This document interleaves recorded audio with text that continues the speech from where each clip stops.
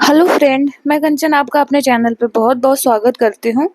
और आज हम देखने वाले हैं पार्ट 3 में प्रश्न संख्या 1। आइए इसको हम देखते हैं। ये पूछ रहा है कि निम्नलिखित प्रकार की विवर्तनिक जो प्लेट है, प्लेट सीमाओं में भारतीय विवर्तनिक प्लेट सीमा किस प्रकार की प्लेट सीमा है। जैसे ऑप्शन दिया हुआ है, ऑप्शन ए है कि अपसरणीय प्लेट सीमा, इसे हम कह सकते हैं यानी डाइवर्जेंट प्लेट सीमा। बी है कि संरक्षण यानी कंजर्वेटिव प्लेट सीमा। और अभी ऑप्शन सी हो गया अभिसरणीय प्लेट सीमा हो गया। ऑप्शन डी उपयुक्त में से एक से अधिक, या ऑप्शन ए होगा इसमें से कोई नहीं। तो देखिए, जो भारतीय प्लेट सीमा है ये प्रकार का कौन सी सीमा हो जाएगी, ये है ऑप्शन सी, इसका राइट आंसर हो जाएगा अभिसरण सीमा। प्लेट सीमा इसे कह सकते हैं क्योंकि हम देखते हैं कि उधर से यूरेशियन प्लेट है और इधर से जो भारतीय प्लेट है, भारतीय प्लेट वो यूरेशियन प्लेट का क्या हो रहा है, अभिसरण हो रहा है। इधर से यूरेशियन प्लेट आ गई, इसी अभिसरण के द्वारा ही तो हमें यहाँ पे हिमालय पर्वत की उत्पत्ति देखने को मिलती है भारत के उत्तर में। तो अभिसरण द्वारा ही वो जो तैथिस सागर था इसको मलबे के जमाव द्वारा, और उसमें ये अभिसरण द्वारा दबाव पड़ा है तो मोड़ के रूप लेकर के नवीनवलित पर्वत या नवीन मोड़दार पर्वतों का निर्माण संभव हुआ है। तो इस प्रकार से यहाँ पे कौन सी सीमा है, अभिसरण सीमा। अगला प्रश्न हम देखते हैं, प्रश्न संख्या 2 है कि निम्नलिखित भारतीय नदियों में से कौन सी नदी रिफ्ट घाटी से होकर प्रवाहित नहीं होती है। देखिए, ऑप्शन ए है दामोदर नदी, ऑप्शन बी है ताप्ती नदी, ऑप्शन सी है नर्मदा नदी, ऑप्शन डी है उपयुक्त में से एक से अधिक, और ऑप्शन ई है कि इसमें से कोई नहीं। तो दिया है कि कौन कौन इसमें से नदियां प्रवाहित नहीं होती हैं, रिफ्ट घाटी में कौन कौन नहीं प्रवाहित होती हैं। तो इसका राइट आंसर हो जाएगा ऑप्शन ई हो जाएगा, उपयुक्त में से कोई नहीं। अर्थात तीनों के तीनों यानी दामोदर नदी भी और ताप्ती नदी और नर्मदा तीनों क्या है, रिफ्ट घाटी में होकर के प्रवाहित होती हैं। इसलिए इसका राइट आंसर ऑप्शन ई हो जाएगा। प्रश्न संख्या 3 है कि निम्नलिखित हिमनदों में से कौन जो हिमनद है या कौन से इसमें से ग्लेशियर हिमालय पर्वत प्रदेश में स्थित नहीं है। ऑप्शन ए है मेलास्पिना हिमनद, ऑप्शन बी है रिम हिमनद, ऑप्शन सी है रूपल हिमनद, ऑप्शन डी है इसमें से कोई नहीं। ऑप्शन डी हो गया इसमें से एक से अधिक होगा, या फिर उपयुक्त में से कोई नहीं। तो इसका जो राइट आंसर हो जाएगा ऑप्शन ए होगा। इसका मेलास्पिना हिमनद जो है वो हिमालय प्रदेश में अवस्थित नहीं है, बाकी रिम रूपल दोनों ही हिमालय प्रदेश में स्थित हैं। प्रश्न संख्या 4 है कि भारतीय राज्य अरुणाचल प्रदेश के निम्नलिखित पहाड़ी दर्रों में से कौन भारत म्यांमार सीमा पे जो पटकई पहाड़ियां हैं, पटकई पहाड़ी के शीर्ष पर अवस्थित है। तो देखिए, इसमें से ऑप्शन दे रखा है कि ए है कि बोमडिला दर्रा होगा, ऑप्शन बी है यांग याप दर्रा, ऑप्शन सी है पांग साउ दर्रा, या इसमें से एक से अधिक है, इसमें से कोई नहीं। तो इसका जो राइट आंसर हो जाएगा ये हो जाएगा ऑप्शन सी, पांग साउ दर्रा जो है ये है भारत म्यांमार की सीमा पे है, और ये जो पटकई पहाड़ियां हैं उसके शीर्ष पे है। अगला प्रश्न है प्रश्न संख्या 6। इसमें है कि भारत के विशाल मैदान के निम्नलिखित भागों में से कौन सर्वाधिक उपजाऊ उत्पादक है, यानी उपजाऊ मैदान भी है तथा इसकी जो प्रोडक्टिविटी है सबसे अधिक है। इसमें से ऑप्शन ए है भाबर मैदान, ऑप्शन बी है तराई, और ऑप्शन सी है खादर मैदान, या ऑप्शन डी उपयुक्त में से एक से अधिक, और ऑप्शन ई है उपयुक्त में से कोई नहीं। तो इसका जो राइट आंसर हो जाएगा, जो सबसे सर्वाधिक उपजाऊ है, ये हो जाएगा हमारा ऑप्शन सी खादर मैदान। खादर मैदान जो कि नवीन जलोढ़ मृदा से बना होता है, तो ये हो गया हमारा खादर मैदान, ये सबसे उपयुक्त होता है। और बांगर मैदान जो होता है उस पर कभी कभी नदी का जल यानी नदी के बिल्कुल खादर होता है, नदी के बिल्कुल घाटी में होती है, इसके ऊपरी हिस्से में हमें बांगर मैदान देखने को मिल जाएगा। और भाबर तराई तो ये तो हो जाएगा हमारा पर्वत श्रेणी के जो तटवर्ती भाग में निर्मित होता है, यानी उसके पदस्थली में, तो ये हो गया हमारा भाबर। उसके आगे हमें तराई देखने को मिलता है जहाँ पे नदियां आके प्रवाहित होने लगती हैं, स्पष्ट रूप से दिखती हैं। प्रश्न संख्या 7 है कि सप्तमुखी एस्चुअरी जो है भारत के निम्नलिखित डेल्टा प्रदेश में किसमें स्थित है। सप्तमुखी एस्चुअरी, तो देखिए इसमें जो है ऑप्शन ए दिया है कि ये क्या है, गोदावरी डेल्टा में है। ऑप्शन बी है कृष्णा डेल्टा। ऑप्शन सी है सुंदरबन डेल्टा। ऑप्शन डी है उपयुक्त में से एक से अधिक या इसमें से कोई नहीं है। तो देखिए ये जो है सप्तमुखी जो एस्चुअरी है ये स्थित है सुंदरबन डेल्टा में। इसका राइट आंसर हो जाएगा ऑप्शन सी। अगला प्रश्न देखते हैं, प्रश्न संख्या 8। ये पूछ रहा है कि पाठा जो पठार है, पाठा पठार भारत के प्रायद्वीपीय पठार के निम्नलिखित पठारों में से किस पठार का भाग है जो पाठा का पठार है? ये ऑप्शन ए है कि मालवा पठार का। ऑप्शन बी है बुंदेलखंड पठार। ऑप्शन सी है महाराष्ट्र पठार। ऑप्शन डी है कि उपयुक्त में से एक से अधिक। ऑप्शन ए है कि उपयुक्त में से कोई नहीं। तो देखिए क्या होगा, जो पाठा का पठार है इसका राइट आंसर हो जाएगा ऑप्शन बी। जो बुंदेलखंड पठार है इसी का एक हिस्सा है पाठा का पठार। अगला प्रश्न है प्रश्न संख्या 9 है। इसमें दिया है कि भारत के निम्नलिखित पठारों में से किसे साल वन का द्वीप कहा जाता है? किस पठार को इसमें से साल वन का द्वीप कहा जाता है? ऑप्शन ए है दंडकारण्य पठार को। ऑप्शन बी है हजारीबाग पठार। ऑप्शन सी है कालाहांडी पठार। ऑप्शन डी उपयुक्त में से एक से अधिक या इसमें से कोई नहीं। तो देखिए इसका जो राइट आंसर हो जाएगा कि सालवन द्वीप कहा जाता है, ये कहा जाता है दंडकारण्य पठार को। तो इसका राइट आंसर हो जाएगा ऑप्शन डी दंडकारण्य पठार। अगला प्रश्न देखते हैं, प्रश्न संख्या हम 10 देखते हैं। इसमें दिया है कि निम्नलिखित पर्वतमालाओं में से किसे भारत का हरा सोना कहते हैं? इसमें से किस पर्वतमाला को हम भारत का हरा सोना कहते हैं, ग्रीन गोल्ड के नाम से जानते हैं? देखिए ऑप्शन ए दिया है पूर्वी घाट पर्वतमाला कहेंगे। ऑप्शन बी है अरावली पर्वतमाला। ऑप्शन सी है पश्चिमी घाट पर्वतमाला। और ऑप्शन डी उपयुक्त में से एक से अधिक या ऑप्शन ए उपयुक्त में से कोई नहीं। तो इसका जो राइट आंसर होगा ये हो जाएगा ऑप्शन सी पश्चिमी घाट पर्वतमाला।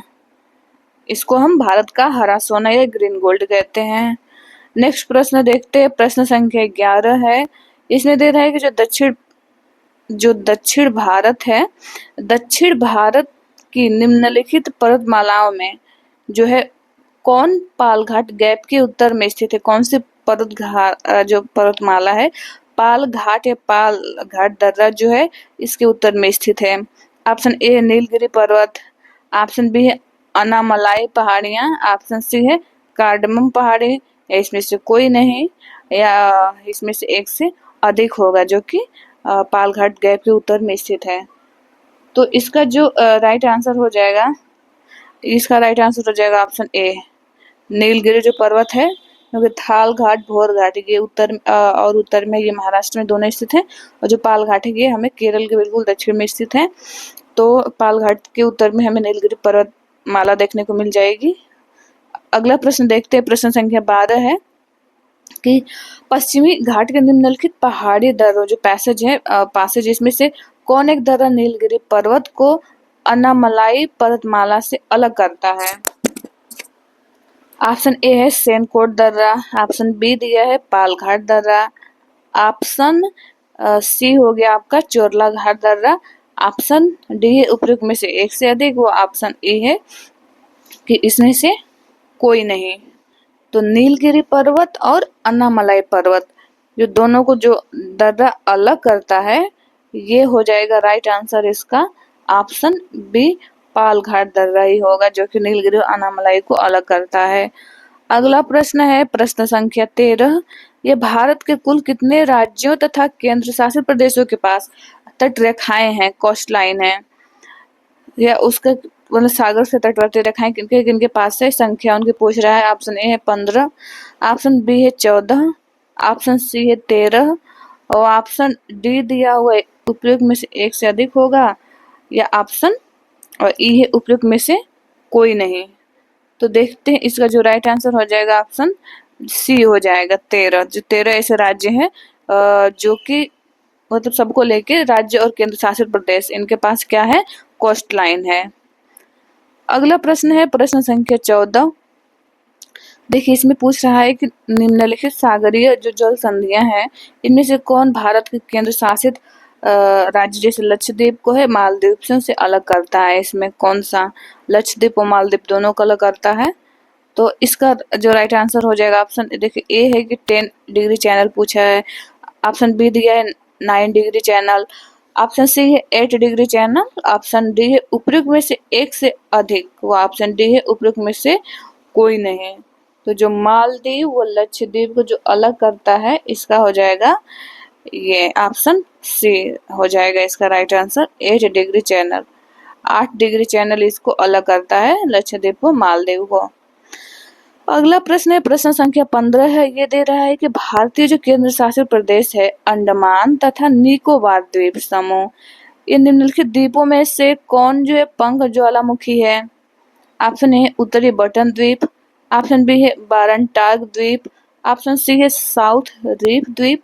वो ऑप्शन डी है उपयुक्त में से एक से अधिक। तो इसका जो राइट आंसर हो जाएगा ऑप्शन बी हो जाएगा। ऑप्शन बी यानी बारंगटाग द्वीप है। ये है अंडमान तथा निकोबार द्वीप समूह के ये पंख ज्वालामुखी है। देखिए प्रश्न संख्या 16 है कि अरुण नदी, जो अरुण नदी है ये हिमालय की निम्नलिखित नदियों में से किस नदी की सहायक है? ऑप्शन ए है तीस्ता नदी की। ऑप्शन बी दी है काली गंडकी नदी की। ऑप्शन सी है कोसी नदी की। वो ऑप्शन डी है उपयुक्त में से एक से अधिक या उपयुक्त में से कोई नहीं। तो जो अरुण नदी है ये जो सहायक नदी है इसका राइट आंसर हो जाएगा ऑप्शन सी कोसी नदी। कोसी नदी की एक सहायक नदी है अरुण नदी। प्रश्न संख्या 17 है कि निम्नलिखित नदियों में से कौन नदी गंगा नदी के दाहिने किनारे की दूसरी सबसे लंबी नदी है? दाहिने से तो बहती ही प्रवाहित होती है लेकिन दूसरी सबसे लंबी नदी है। ऑप्शन ए है यमुना नदी। ऑप्शन बी है सोन नदी। ऑप्शन सी है तमसा नदी। ऑप्शन डी है उपयुक्त में से एक से अधिक।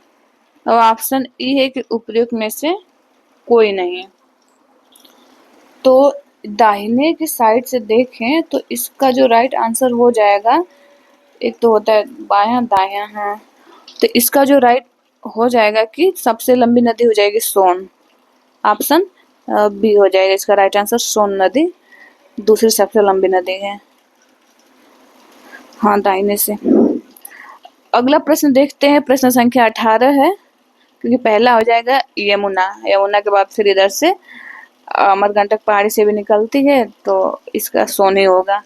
प्रश्न संख्या 18 है कि निम्नलिखित में से किसे बादलों का घर या निवास कहा जाता है? इसमें से ऑप्शन ए है उत्तराखंड। ऑप्शन बी है मेघालय।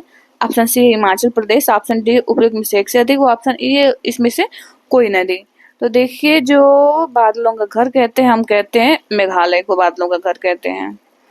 प्रश्न संख्या 19 देखिए इसमें है कि निम्नलिखित महासागरीय धाराओं में से कौन जो है ठंडी धारा नहीं है, यानी कौन ठंडी नहीं है इसमें से, बाकी 3 ठंडी हैं 2। ऑप्शन ए है कि फाकलैंड धारा ठंडी नहीं है। ऑप्शन बी इरविंगन धारा ठंडी नहीं है। ऑप्शन सी है कैनरी धारा। ऑप्शन डी उपयुक्त में से एक से अधिक। व ऑप्शन ई है कि इसमें से कोई नहीं है जो कि ठंडी धारा है।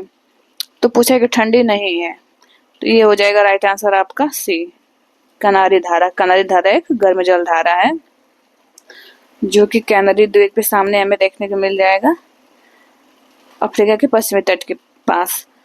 प्रश्न संख्या 20 है निम्नलिखित महासागरीय अवसाद जो है इसमें से किसमें कैल्शियम कार्बोनेट सबसे अधिक होता है? Calcium carbonate. ऑप्शन देख लेते हैं। ऑप्शन देखिए ए है कि टेरापॉड उज हो गया। ऑप्शन बी डायटम उज हो गया। ऑप्शन सी है रेडियोलैरियन उज हो गया। ऑप्शन डी उपयुक्त में से एक से अधिक। ऑप्शन ई है उपयुक्त में से कोई नहीं है। तो देखते हैं कि जो कैल्शियम कार्बोनेट की सबसे अधिक मात्रा होती है ये किसमें होगा। इसका जो राइट आंसर हो जाएगा ऑप्शन ए हो जाएगा टेरापॉड उज। जो टेरापॉड उज है ये है कैल्शियम कार्बोनेट से ही बना होता है तो ये इसमें हो जाएगा। जैसे डायटम उज और रेडियोलैरियन ये क्या होता है इसमें ये सिलिका प्रधान होते हैं और टेरापॉड और एक होता है रेडियोलैरियन। तो रेडियोलैरियन और टेरापॉड ये दोनों होते हैं आपका कैल्शियम कार्बोनेट प्रधान होते हैं या ये होते हैं चूना प्रधान होते हैं। प्रश्न संख्या 21 है कि गैरीज एवं चैपरल वनस्पतियां निम्नलिखित बायोम में से किस प्रकार के बायोम में वनस्पतियां पाई जाती हैं। जैसे ऑप्शन ए दिया है कि उष्णकटिबंधीय वर्षा वन बायोम है, ऑप्शन बी है टैगा बायोम है, ऑप्शन सी है रूम सागरीय बायोम, ऑप्शन डी उपयुक्त में से एक से अधिक, व ऑप्शन ई है उपयुक्त में से कोई नहीं। तो ऑप्शन देखिए, क्वेश्चन एक है तो जो गैरी जो चैपरल जो वनस्पतियां हैं ये पाई जाती हैं हमें रूम सागरीय बायोम। रूम सागरीय बायोम जो है हम इसे ही हम भूमध्य सागरीय बायोम के नाम से जानते हैं। तो भूमध्य सागरीय बायोम को ही हम रूम सागरीय बायोम भी कहते हैं। इसका राइट आंसर हो जाएगा ऑप्शन सी, भूमध्य सागरीय रूम सागरीय। प्रश्न संख्या 22 है कि निम्नलिखित में से कौन सुमेलित नहीं है। जैसे एस्ट्रॉयड क्षुद्र ग्रह गौड़ ग्रह भी कहते हैं। क्यूपर बेल्ट जो है, क्यूपर बेल्ट एक पिंडों का छल्ला है। सबसे हल्का ग्रह है शुक्र, शुक्र यानी सबसे हल्का ग्रह है, यानी मतलब बहुत हल्का, इसकी डेंसिटी सबसे कम है इस वजह से। और उपयुक्त में से एक से अधिक होगा, वो ऑप्शन ई दिया है कि इसमें से कोई भी नहीं होगा। तो जो सही नहीं होगा ये हो जाएगा ऑप्शन आपका सी हो जाएगा, ऑप्शन सी हो जाएगा शुक्र, क्योंकि ये सबसे हल्का नहीं है, ये भारी ग्रह है, इसका डेंसिटी अधिक होता है, सर्वाधिक होता है डेंसिटी, इस वजह से ये नहीं है। यानी इससे भी डेंसिटी अधिक जो है पृथ्वी की है, पृथ्वी के बाद इसी का आता है, तो हम इसको सबसे हल्का ग्रह नहीं कह सकते, इसलिए ये ग्रह ये गलत हो जाएगा। प्रश्न संख्या 23 है कि भारतीय राष्ट्रीय जैविक विविधता प्राधिकरण NBA national biodiversity authority of India यह स्थापित कब किया गया था, कहाँ किया गया था। तो ऑप्शन ए है दिया है कि 2003 में चेन्नई में किया गया था, ऑप्शन बी है कि 2002 में ये बंगलुरु में किया गया था, या ऑप्शन इसमें सी दिया है 2002 हैदराबाद में किया गया था, ऑप्शन डी है उपयुक्त में से एक से अधिक, और ऑप्शन ई है उपयुक्त में से कोई नहीं। तो देखिए इसका जो राइट आंसर हो जाएगा ऑप्शन ए हो जाएगा, 2003 में चेन्नई में जो एनबीए की स्थापना की गई थी। अगला प्रश्न देखते, प्रश्न संख्या हमारा 24 है कि निम्नलिखित में से कहाँ, इसमें अंतर्राष्ट्रीय समुद्री संगठन का जो मुख्यालय है कहाँ है। ऑप्शन ए है लंदन में है, ऑप्शन बी है जिनेवा, ऑप्शन सी है पेरिस, ऑप्शन डी उपयुक्त में से अधिक, या इसमें से कोई नहीं। तो देखिए इसका जो राइट आंसर हो जाएगा ए हो जाएगा लंदन, क्योंकि जो अंतर्राष्ट्रीय समुद्री संगठन है इसका मुख्यालय लंदन में है। प्रश्न संख्या 25 है कि कौन सा भारतीय वैज्ञानिक जुनेप द्वारा फादर ऑफ इकोनॉमिक इकोलॉजी अभिमत है, यानी यूनेप द्वारा दिया गया था, फादर ऑफ इकोनॉमिक इकोलॉजी कहा जाता है किनको। ऑप्शन ए है बीपी पाल, ऑप्शन बी है एमएस स्वामीनाथन, ऑप्शन सी है आर मिश्रा, ऑप्शन डी है इसमें से एक से अधिक, वो ऑप्शन ए होगा कि इसमें से कोई नहीं। तो इसका जो राइट आंसर हो जाएगा ये हो जाएगा हमारा सी हो जाएगा, आर मिश्रा को फादर ऑफ इकोनॉमिक इकोलॉजी इनको दी गई उपाधि। प्रश्न संख्या 26 है कि नील नदी के विषय में निम्न में से क्या सत्य है। नील नदी जो है, ऑप्शन ए है कि नील नदी पूर्वी बुरुंडी पठार से निकलती है, ऑप्शन बी विक्टोरिया झील को पार करने से पूर्व इसे कगेरा के नाम से जाना जाता है, ऑप्शन सी नील जो नीली नील नदी है एवं श्वेत नील नदी का संगम सूडान में होता है, ऑप्शन डी है उपयुक्त में से एक से अधिक, वो ऑप्शन ई इसमें से कोई नहीं। तो जो नील नदी का है कि इसमें से क्या सत्य है, तो इसमें इसका राइट आंसर हो जाएगा ऑप्शन डी उपयुक्त में से एक से अधिक, यानी एक से अधिक, यानी एक से अधिक, ये तो सूडान में होता है, ये भी सही है। विक्टोरिया को पार करने से पहले इसको कगेरा के नाम से जानते हैं, और नील नदी पूर्वी बुरुंडी पठार से निकलती है उसी पे। प्रश्न संख्या 27 है अपलेशन पर्वत, जो अपलेशन पर्वत है, अपलेशन पर्वत श्रेणी के पूर्वी भाग में कौन सा पठार स्थित है। देखिए ऑप्शन ए है कम्बरलैंड पठार, ऑप्शन बी है पिडमांट पठार, ऑप्शन सी है कोलोराडो पठार, और ऑप्शन डी है उपयुक्त में से एक से अधिक, या कोई नहीं होगा। तो जो अपलेशन पर्वत श्रेणी के पूर्वी भाग में इसमें से जो पठार है वो हो जाएगा पिडमांट पठार, इसका राइट आंसर हो जाएगा ऑप्शन बी पिडमांट पठार। प्रश्न संख्या 28 अपलेशियन पर्वत श्रेणी के पूर्वी भाग में कौन सा पठार स्थित है। तो ये प्रश्न क्या हुआ, रिपीट हो गया, पिडमांट का पठार, इसका राइट आंसर हो जाएगा पिडमांट का पठार। प्रश्न संख्या 29 देखते हैं दक्षिण भारत की नदियों के संबंध में निम्नलिखित में से कौन सा कथन सही है? दक्षिण भारत की नदियों के संदर्भ में नर्मदा नदी सतपुड़ा श्रेणी के दक्षिण में बह रही है। ऑप्शन बी है तापी नदी सतपुड़ा श्रेणी के दक्षिण में बह रही है। ऑप्शन सी है नर्मदा विंध्य और सतपुड़ा पर्वतमाला के बीच में से गुजरती है। ऑप्शन डी उपयुक्त में से एक से अधिक। तो इसका राइट आंसर क्या होगा? तो इसमें से सही पूछ रहा है, तो इसका जो राइट आंसर हो जाएगा हमारा ये होगा, ये भी एक से अधिक हो जाए। इसका राइट आंसर हो जाएगा ऑप्शन डी, इसमें से एक से अधिक हो जाएगा। नर्मदा जो है विंध्यन और सतपुड़ा पर्वतमाला के बीच में बहती है, विंध्यन और सतपुड़ा पर्वतमाला के बीच में। तो इसमें से देखिए एक से अधिक तो होगा, इसमें से एक से अधिक होगा, जैसे कि ऑप्शन सी तो सही होगा ही होगा, ऑप्शन सी तो सही होगा और ऑप्शन बी भी सही हो जाएगा, तो एक से अधिक हो गया। लेकिन नर्मदा नदी सतपुड़ा के दक्षिण में न होकर उत्तर में हो जाएगा, क्योंकि विंध्यन पर्वत श्रेणी और सतपुड़ा श्रेणी के बीच में बह रही है, तो विंध्यन के दक्षिण में होगा और सतपुड़ा श्रेणी के उत्तर में हो जाएगा। ये प्रश्न संख्या 30 है कि कोरियालिस बल के संबंध में निम्नलिखित में से कौन सा कथन सही है? ऑप्शन ए है इसकी उत्पत्ति पृथ्वी के घूमने के कारण होती है।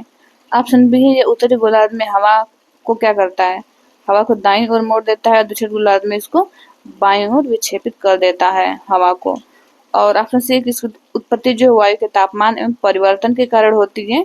ऑप्शन डी उपयुक्त में से एक से अधिक और ऑप्शन ए है इसमें से कोई नहीं। तो इसमें से कोरियालिस बल के बारे में पूछ रहा है कि कौन कौन सा इसमें से सही है। तो देखिए इसका जो राइट आंसर हो जाएगा, इसका भी ऑप्शन डी ही होगा, एक से अधिक।